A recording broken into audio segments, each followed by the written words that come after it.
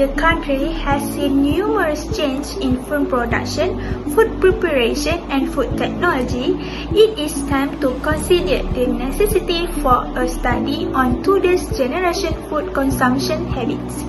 Furthermore, the strong fast food trend that has swept the country has sparked a slew of questions about hygiene and its relationship to health.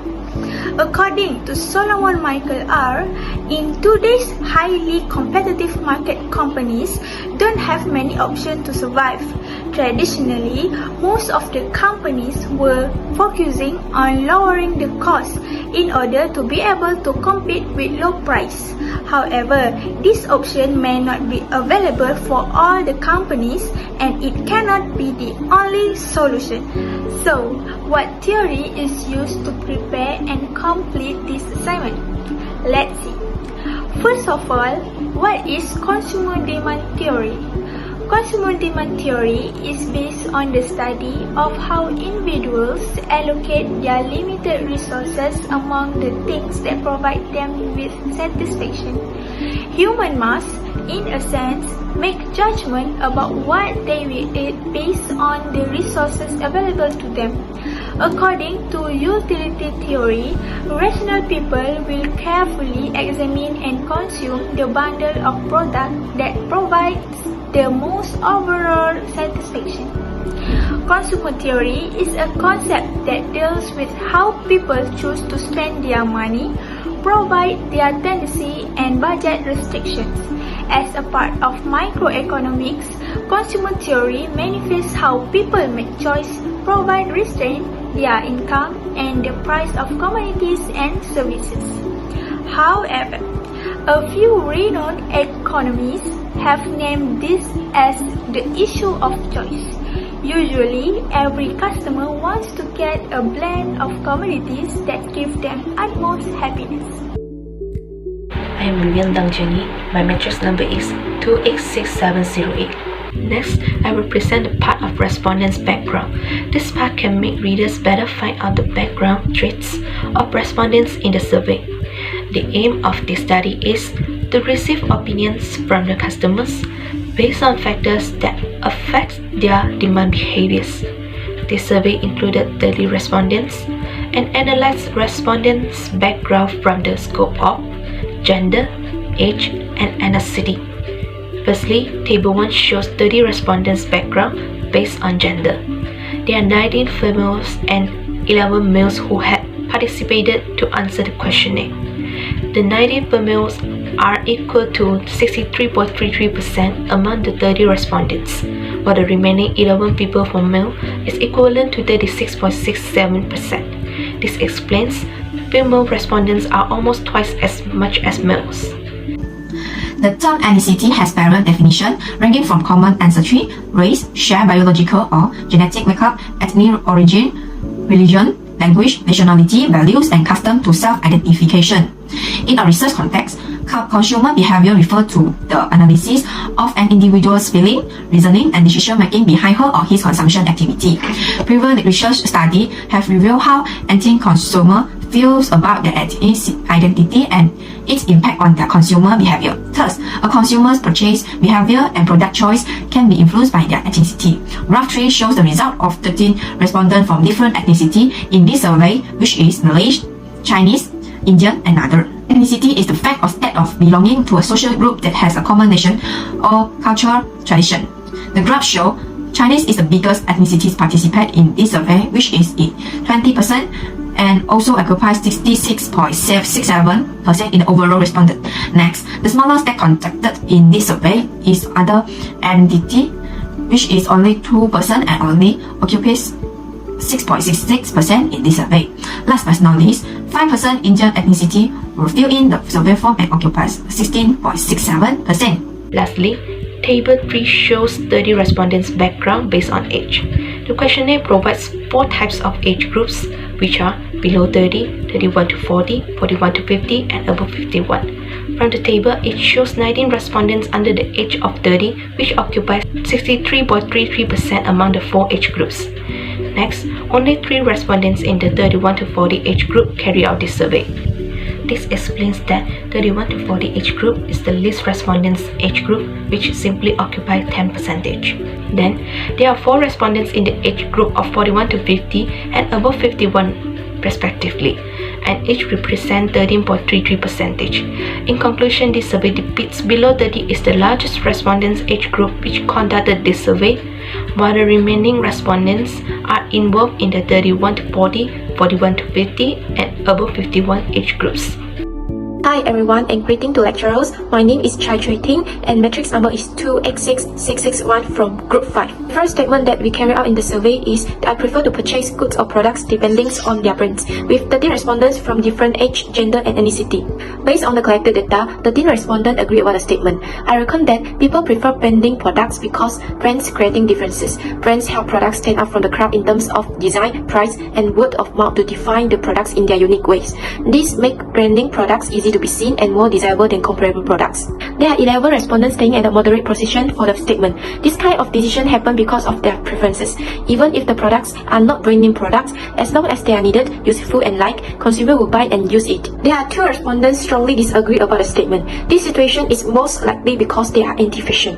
In the eyes of anti-fashion people, they see that everyone is doing or wearing the same, so they feel bored unconsciously. They believe that branded products are nothing special and do not need to waste money to buy. The second statement that we done in the survey is, even if the price is high, I'm glad if I can buy the branded goods. We observed that there are 10 respondents agree about the statement. One of the reasons is brands provide safety, quality and accuracy. Brand owners made some strategies such as put the brand specific verification code or QR code on the branded products. It will gain trust from customers and become loyal customers for the branded goods. Next, there are 30% of respondents maintain a moderate option in this statement. This means their decision will change depending on the situation. If the branded goods that have increased prices achieve their requirements and satisfy their wants and needs, then they will consume it. Only one respondent strongly agree about statement. The only reason that can explain this situation is the salary of the respondent is affordable for the expensive branded goods. This is because only people with a high salary have the confidence and ability to buy the branded goods that have increased in price. They have 3 respondents strongly disagree about the statement. This situation is likely to happen because they think brand name inflates the price, not necessarily the improvement of quality. It is only to increase the profit. In summary, there is no right or wrong in choosing branded goods. It just depends on our preference and income. If a product is quality, valuable and authentic, it will reap a large number of loyal customers. The following situations or statement is, if my income rise, I will increase my purchase of goods. From the graph, we can see that the majority of the respondents are agree with the statement. 15 respondents are agree with the statement, while 3 respondents are strongly agree.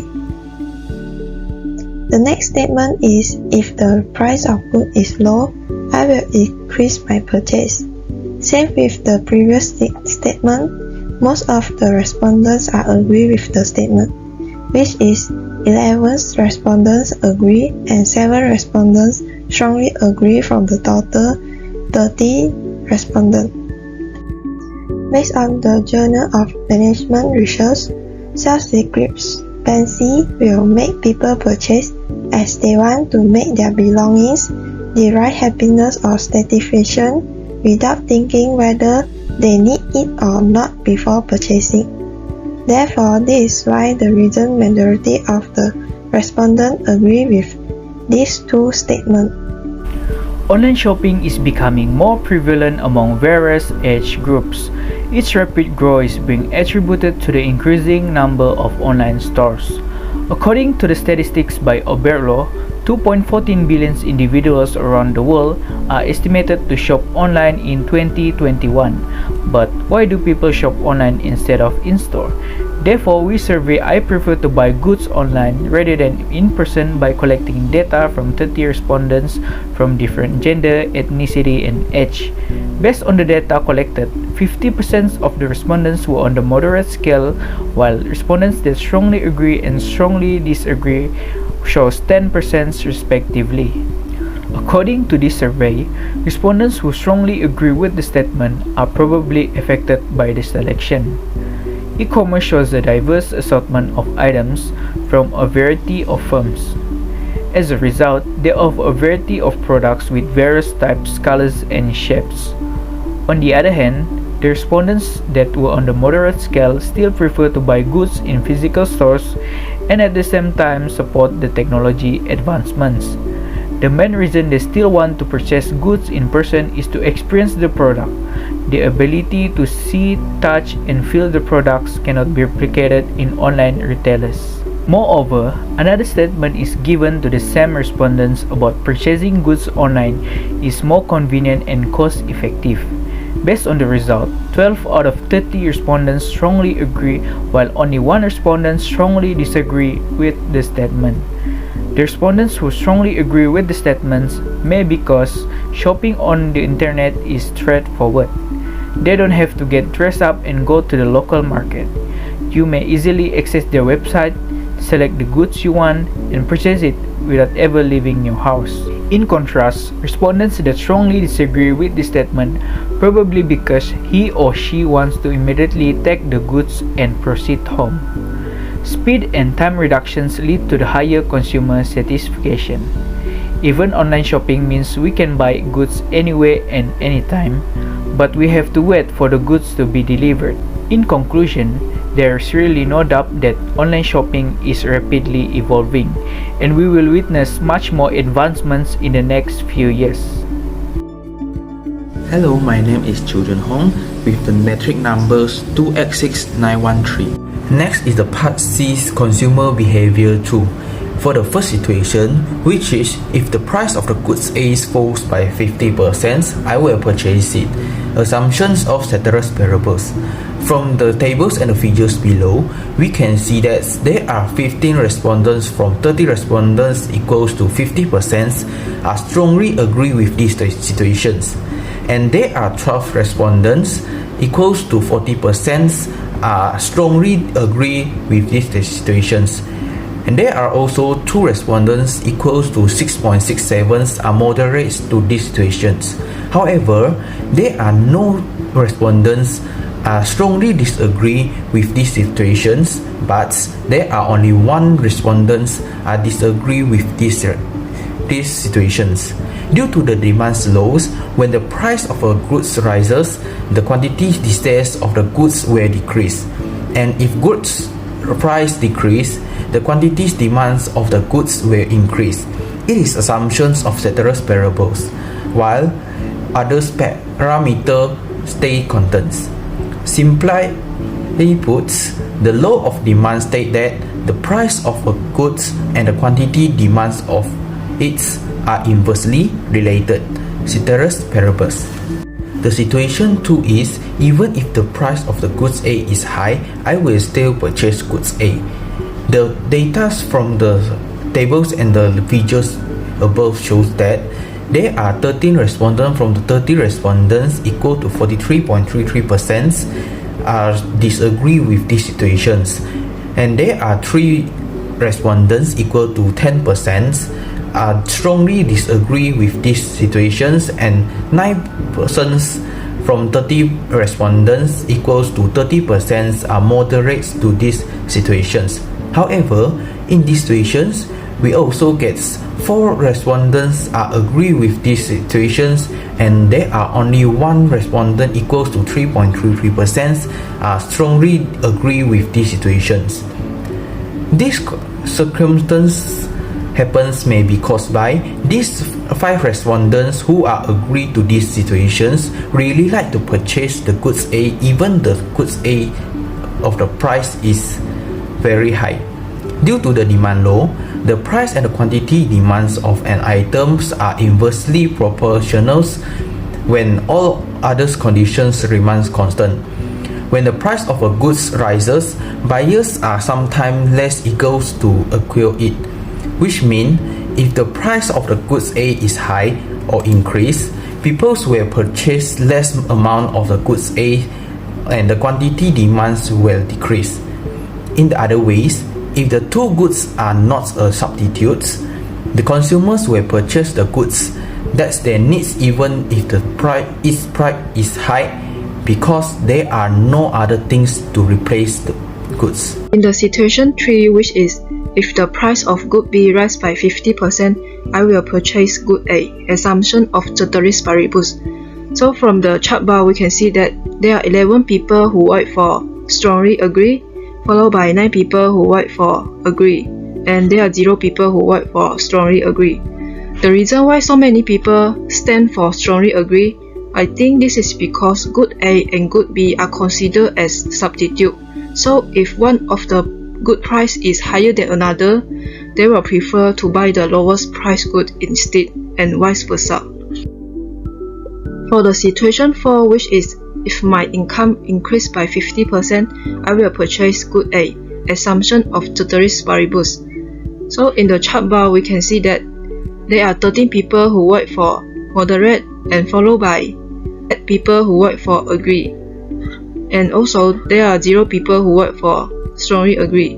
The reason why so many people stand for moderate, this is because income can influence the buying behavior of a person, as when the income rise, the demand for a particular good may rise.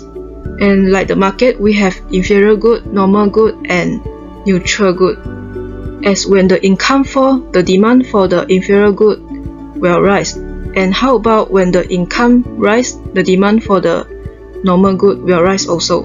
Situation 5. The highest number of respondents, which is 12 people out of 30, strongly agree that when their income increases by 50%, they will purchase both good A and good B. The second highest number of respondents is about 6 people out of 30 are in scale 4, which represent agree. These people believe that they probably will purchase both goods if their income increases. They will choose neither good A nor good B to fulfill their wants. After that, 4 people out of 30 are in scale 3, which represents moderate. These 4 people are not sure whether they will purchase both good A and good B if their income increases by 50% or not. Next, 5 people disagree that they will purchase both good A and good B at the same time if their income increases by 50%. This kind of people shows that they will choose either good A or good B for not expensing too much money. The lowest number of respondents are 3 people that strongly disagree to buy both good A and good B together as their income increases by 50%. The reason why people buy both good A and good B is if their income increases by 50% is because the demand for goods depends upon the incomes of the people. The greater the incomes of the people, the greater will be their demand for goods. The greater income means the greater purchasing power. Therefore, when income increases, people can buy more. Because of this, increase in income has a positive effect on the demand for a good. As a result, when there is a rise in the income of the people, the demand also will rise. Thank you. Hi everyone, I'm Quat Ewan and my metric number is 287576. So our team has conducted a survey by way of questionnaire on the topic of consumer behavior. It is glad we have variable replies from 30 respondents who stand from 90 female and 11 males. Most of the respondents are Chinese and most of the respondents are aged below 30. The first question being asked whether brand is essential concern during purchase. We found that most respondents prefer to purchase goods depending on their brands. 10 respondents out of 30 respondents agree with the statement that even if the price is high, I'm glad if I can buy branded goods. Besides that, there are 25 respondents who choose agree and moderate with the statement, if my income rises, I will increase my purchase of goods. Next question asks to switch the scenario, if the price of goods is low, will people increase their purchase? There are 18 respondents out of 30 respondents say yes by choosing agree and strongly agree. Furthermore, we can see that most of the respondents prefer to buy goods online rather than in person, which are 20 of them choose moderate and agree. Lastly, there are 12 respondents strongly agree that purchasing goods online is more convenient and cost-effective. For Part C, consumer behavior is assessed with 2 famous brands, which are Good A McDonald's fast food and Good B KFC fast food. 90% of respondents agree and strongly agree with the situation of if the price of Good A falls by 50%, I will purchase it. However, if the price of Good A is high, 30 individuals respond that they would not agree to purchase. In addition, most respondents, which are 20 of them, choose agree and strongly agree with the situation of if the price of Good B rises by 50%, I will purchase good A. Next, there are 13 respondents choose moderate on the statement of if my income increased by 50%, I will purchase good A. Lastly, there are 12 respondents out of 30 respondents strongly agree with the statement that if my income increased by 50%, I will purchase both good A and B.